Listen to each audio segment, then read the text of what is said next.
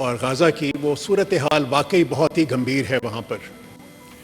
وہاں پر جس قسم کی تباہی ہوئی ہے جناب چیئرمین غازہ میں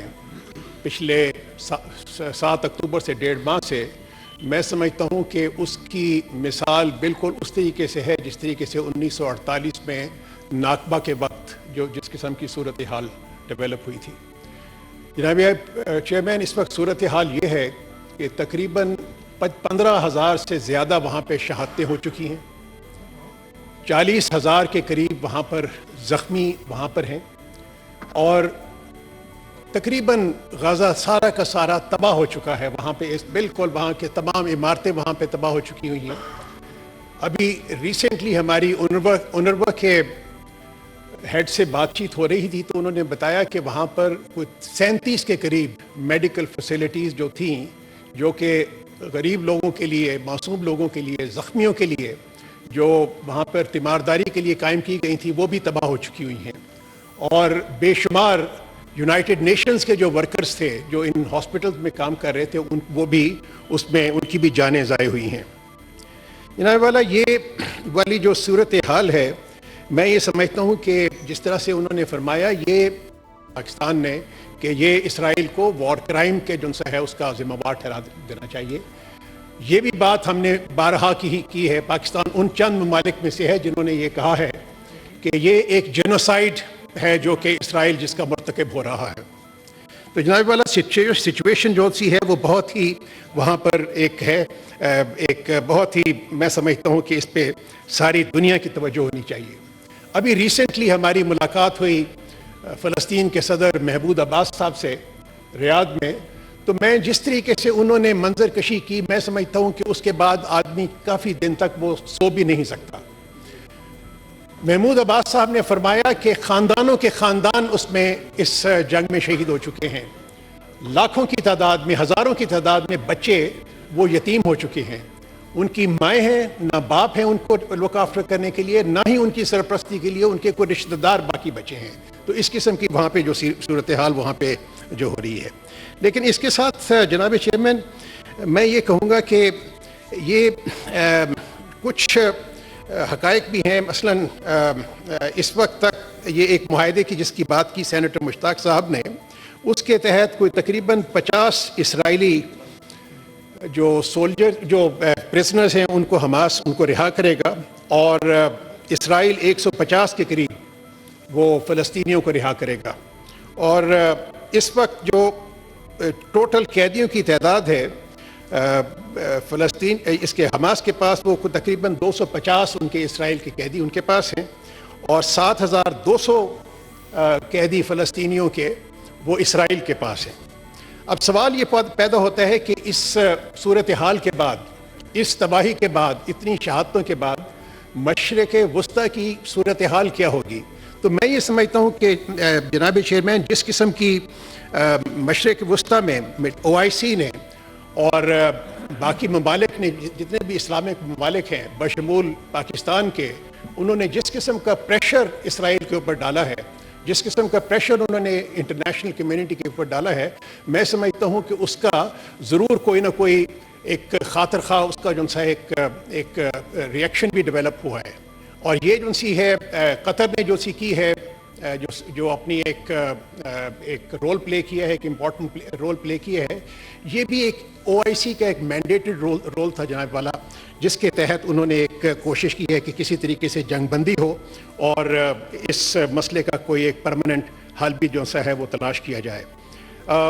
یہ صحیح فرمایا ہے کہ یہ اس وقت جو اسرائیل کا نیریٹو ہے یا باقی ویسٹرن ممالک کا جو نیریٹو ہے اس تمام غزہ کی صورتحال کے مطابق کے ساتھ جو جڑا ہوا ہے، وہ اس کی ایکسیپٹنس بہت کم ہے انٹرنیشنل کمیونٹی کے اندر۔ جس طریقے سے جلوس نکلے ہیں یورپ میں فلسطین کے حق میں، جس طریقے سے امریکہ میں جلوس نکلے ہیں فلسطین کے حق میں سمجھتا ہوں کہ اسرائیل جس قسم کا ایک خواب دیکھ رہا تھا کہ جس کے تحت، جس کی تعبیر یہ ان کے مطابق یہ تھی کہ فلسطین کا مسئلہ شاید دب جائے گا، تو وہ اس کی تعبیر بالکل مختلف نکلی ہے جس کا ان کو اندازہ تھا۔ اور بلکہ میں یہ سمجھتا ہوں کہ فلسطین کا مسئلہ وہ ایک سینٹر سٹیج کے اوپر آ گیا ہے پچھلے ایک مہینے کے بعد، ایک مہینے کے واقعات کے بعد. تو میں یہ سمجھتا ہوں کہ جناب والا کہ اسرائیل کو بالکل ایک اکاؤنٹیبل قرار دینا چاہیے، جس کی ہم نے بارہا اس کو ہم نے اس بات کی نشاندہی کی ہے انٹرنیشنل فورم پہ، اور موجودہ حالات نے یہ ثابت کر دیے ہے کہ اسرائیل کے اس وقت اس کے علاوہ اور کوئی حل نہیں ہو سکتا جب تک کہ اسرائیل ایک آزاد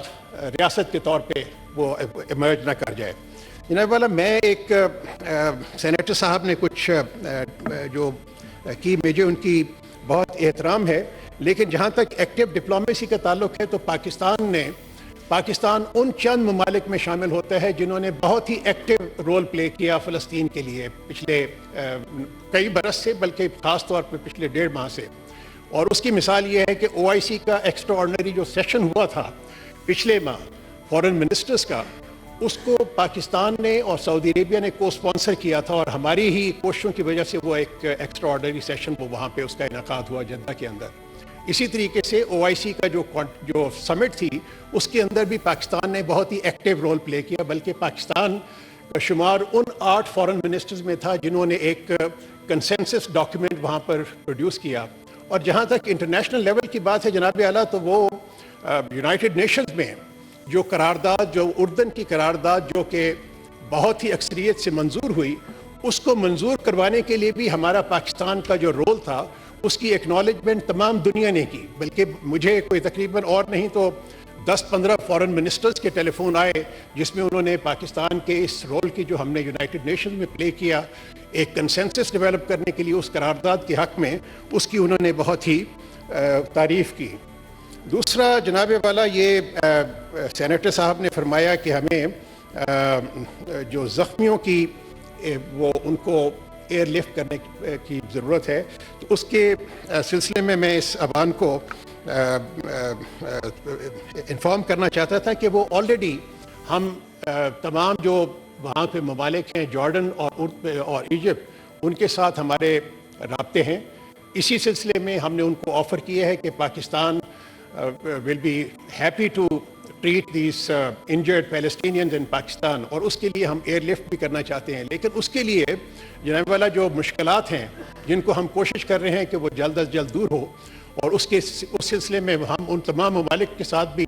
رابطے میں ہیں جن کا اسرائیل کے ساتھ رابطہ ہے، تاکہ اسرائیل کو، کیونکہ اس کے لیے اسرائیل کی بھی اجازت کی ضرورت ہے. ہمیں ایجپشنز نے بتایا ہے کہ اگر آپ ایئر لفٹ کرنا چاہتے ہیں وہاں پہ زخمیوں کو، تو اس کے لیے غازہ سے خاص طور پہ، تو اس کے لیے آپ کو وہاں سے وہ ایک زخمی کی بھی اسکروٹنی کرتے ہیں کہ یہ زخمی جس کو باہر لے کے جا رہا ہے کہ وہ کہیں حماس کا تو نہیں ہے زخمی جس کو وہ وہاں سے لے کے جا رہا ہے. تو یہ تمام اقدامات جناب والا ہم لے رہے ہیں. اور اس کے علاوہ ہم نے یہ بھی آفر کیا تھا کہ پاکستان وہاں پہ ہاسپٹلز بھی اسٹیبلش کر سکتا ہے، لیکن جس قسم کی صورتحال ہے وہاں پہ غازہ میں، تو اس میں تو اس وقت تو سوال ہی نہیں پیدا ہوتا کہ کوئی بھی ملک وہاں پہ ہاسپٹل اسٹیبلش کر سکے. بلکہ ایک انڈونیشیا نے ایک بہت پرانا وہاں پہ ایک ہاسپٹل اسٹیبلش کیا ہوا تھا جس کو بھی تباہ کر دیا گیا ہے. تو یہ اس قسم کی صورتحال ہے، لیکن بہرحال ہم کوشش میں رہیں گے. اور یہ جتنی بھی آپ نے جن چیزوں کی نشاندہی کی ہے سینیٹر صاحب نے، ان پہ ابھی آلریڈی عمل درآمد ہو رہا ہے. شکریہ جناب.